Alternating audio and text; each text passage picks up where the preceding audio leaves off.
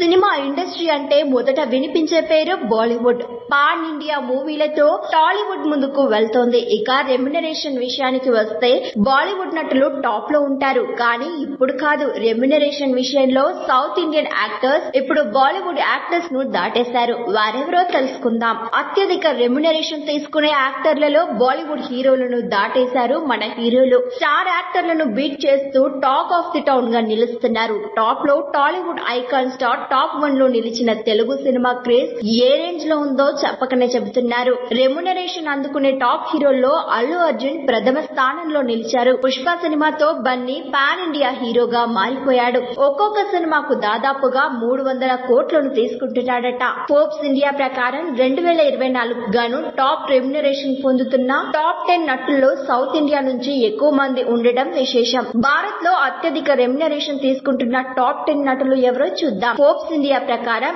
Allu Arjun Pushpa 2 the rule కోసం 300 కోట్లను తీసుకున్నారట. విజయ్ దళపతి 69, goat Leo కోసం 130 కోట్లు, 275 కోట్ల వరకు ఛార్జ్ చేశారట. ఇక షారుఖ్ ఖాన్ డుంకీ సినిమా కోసం 150 కోట్ల రూపాయల నుంచి 250 కోట్ల రూపాయలను వసూలు చేసినట్లు టాక్. రజనీకాంత్ వెట్టయన్ జైలర్ కోసం 125 కోట్ల రూపాయల నుంచి 270 కోట్ల రూపాయలు తీసుకున్నారట. అమీర్ ఖాన్ లాల్ సింగ్ చడ్డా సినిమా కోసం 100 నుండి 275 కోట్ల రెమ్యునరేషన్ తీసుకున్నారట. కల్కి మూవీ కోసం 100 నుంచి 200 కోట్లను వసూలు చేశారట ప్రభాస్. ఇక అజిత్, సల్మాన్ ఖాన్, కమల్ హాసన్, అక్షయ్ కుమార్ ఈ జాబితాలో ఉన్నారు. ఇలా బాలీవుడ్ నటులను బీట్ చేసి మన టాలీవుడ్ హీరోలు టాప్ లో నిలుస్తున్నారు.